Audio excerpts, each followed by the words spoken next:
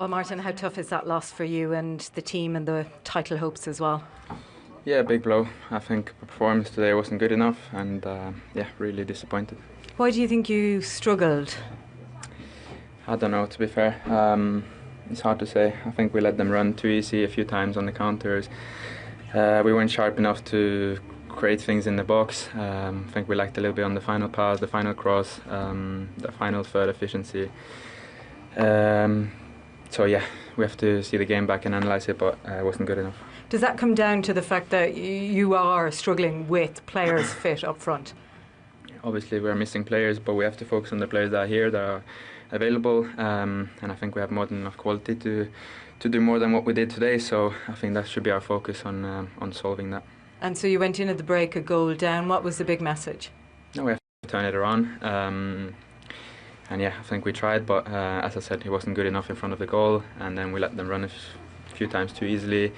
Obviously, with a red card, it's tricky as well. But yeah, we tried until the end, but today wasn't good enough. Yeah, what did you make of that red card? I don't know. I haven't seen it again. I don't know.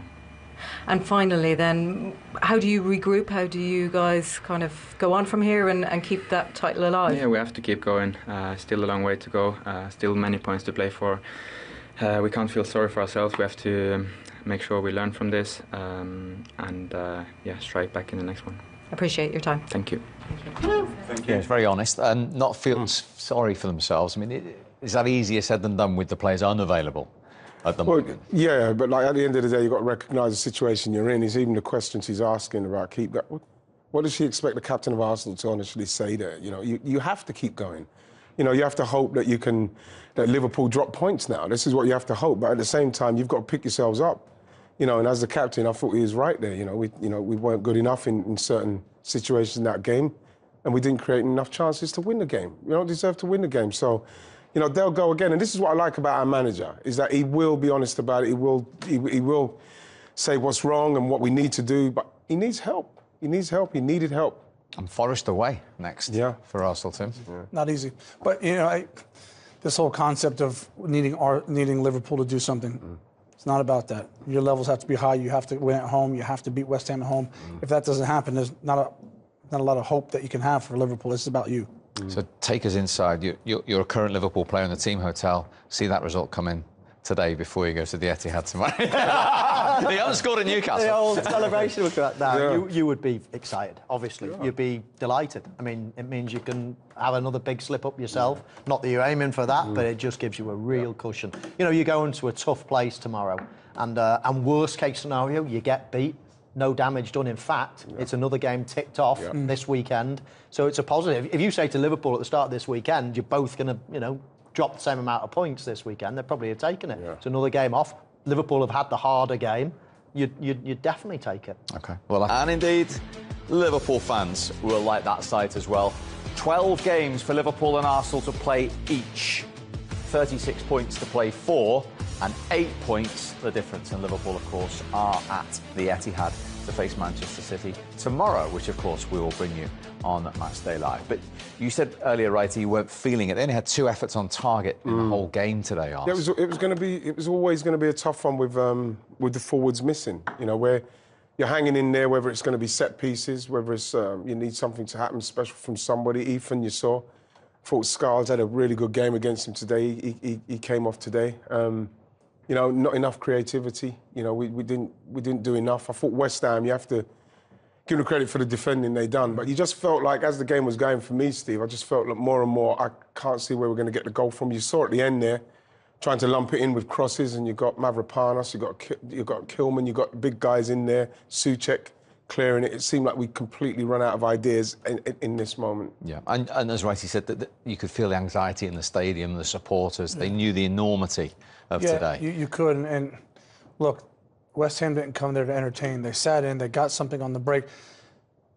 I thought Arsenal was a little bit impatient. When there's so many bodies in the middle of the goal, you need to get down the end line, get crosses in so that they have to head it out for corners and give away set pieces. What Arsenal did was they came back in the field, they hit in-swingers, and the West Ham defenders were just allowed to edge players out, and therefore they couldn't really get to their set pieces, which are their strength. Is that understandable, given the stage of the season we're at, given the injuries, given that Liverpool are playing tomorrow and they had the opportunity to reduce it to 5? You could say that, but you know, you're going for a title. Liverpool have stumbled in the last few weeks or couple of weeks, and all of a sudden, I know you've got injuries, but you're at home. You know, you've still got a good team out there. You know, you recognise every single one of those Arsenal players when the team sheets come in. You'd still think they would find a way of beating West Ham, but really, truthfully, goalkeeper hardly got work today. You know, it wasn't as if Arsenal missed loads of chances and deserved to win. I think we could still be playing now and Arsenal wouldn't have scored. So, yeah, disappointing for the Arsenal fans. And now they're going to have to ask for a lot of help from other teams. I think you look at Liverpool as well. People saying about Arsenal having to win this to keep the pressure on Liverpool winning games and keeping the pressure on an Arsenal team who haven't got the firepower to try and stay with them. Because look at that game today, guys.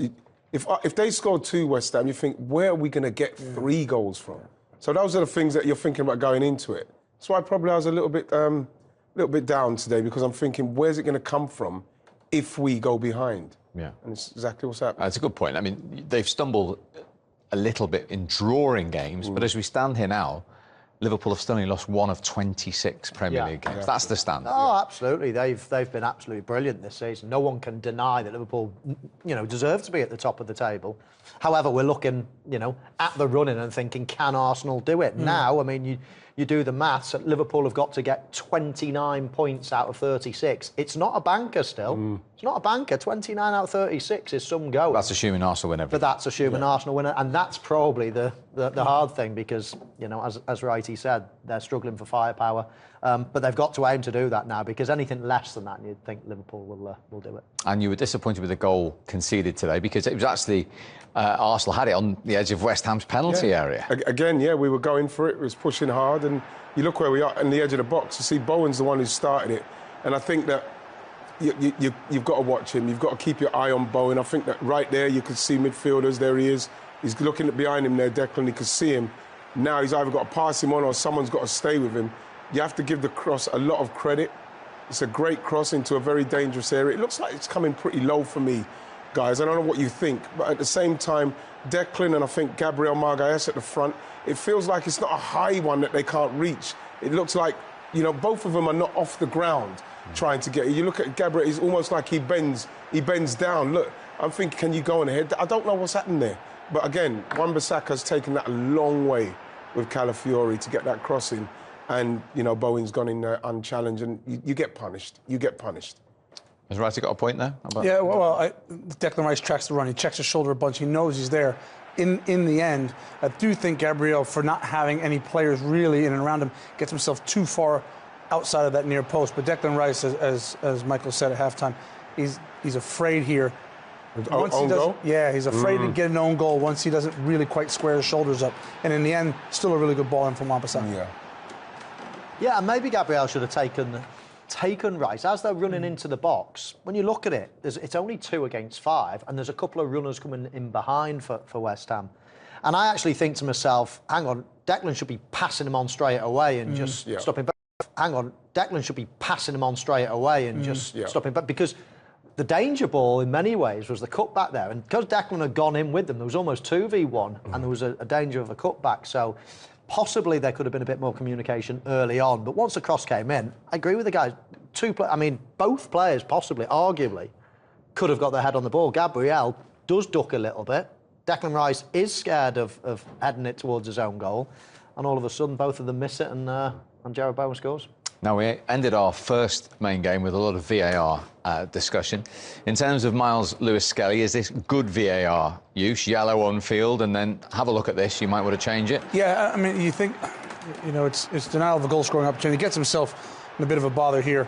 That first touch, and then at this point, you can see going back to his own goal there, but he pulls him down. The goalkeeper is advanced, and I think that's what happened. If the goalkeeper is in his own box, there's still a defender who's got 50 yards to try and catch him. You might not get that, but in terms of In terms of on-field decision, I think he's probably thinking, yeah, it is a yellow. And then when you go back and look at the proximity of defenders and where the goalkeeper is, it is denial of a goal scoring opportunity. Yeah, exactly. The process is good. It's the referee's decision at the end of the day, but the VAR were right to say, hang on a minute, just go and check it again. He has checked it again, changed the colour of his card. And I agree. I mean, in many ways, he had an open goal to aim at. Yes, he's 50 yards away from the goal, but the goalkeeper's 30 out himself. So it is the denial of a goal scoring opportunity, and I therefore think it was the right decision to have a red. You can't argue with that. I think the way that where Arsenal were playing in that particular moment, that's got to be quicker. It's got to be bam into him. He's got to turn quick. He's either got to give it to Trossard. He's got to put it back in there very quickly. You look at it when the ball comes to him here. His first initial reaction before that was, can I give it to Trossard? Then he turned, but then you have to give credit to the forward, kudos, because he's reading it properly. And look, he's in. He's in, and that again is what Miles Lewis-Skelly will learn, is that the level of the players and what they're waiting for and the opportunities that they're waiting for, because you've got Kudos and you've got Bowen, and they're just chasing all day. So these are the opportunities that they're sniffing out, and he sniffed that one out, and unfortunately Miles got caught on it. OK, defeat for Arsenal. Let's get some immediate reaction. Here is the captain, Martin Ødegaard. Sensational goal from Gunya. Waneri, and the header from Mikel Merino. He's got a lot of time out there. I think he should be getting more closer to him. He doesn't get into him, and see Jared Bowen just going in off of the back of Declan Rice there. And it's their first attack. And only effort on goal. Yeah, and it shows. It shows how easy in this league, especially if you don't look at those fine margins, like you follow him all the way in, and cross comes in and they score. So we've got a lot of work to do, because I don't know who's going to score the goals for us at the minute. Is Declan Rice fearing an own goal there, Michael? I think so. I think he can get there. But the problem is he'll be heading towards his goal, so he's either got to head it over or he scores an own goal. So I think that's what he was fearing. But Jared Bowen there starts the move on the edge of his own box and finishes it. What a player. So Arsenal, without a striker, need 2 goals without reply. They do, and it's just they've had most of the possession. They've been in the penalty area. They've gotten crosses in. It's a bit jumbled. West Ham are going to defend with all the numbers. They almost have to be a bit more patient, not refuse crosses, keep putting it in the box, because that's ultimately where it will come from. OK, let's begin our roundup of the other games now.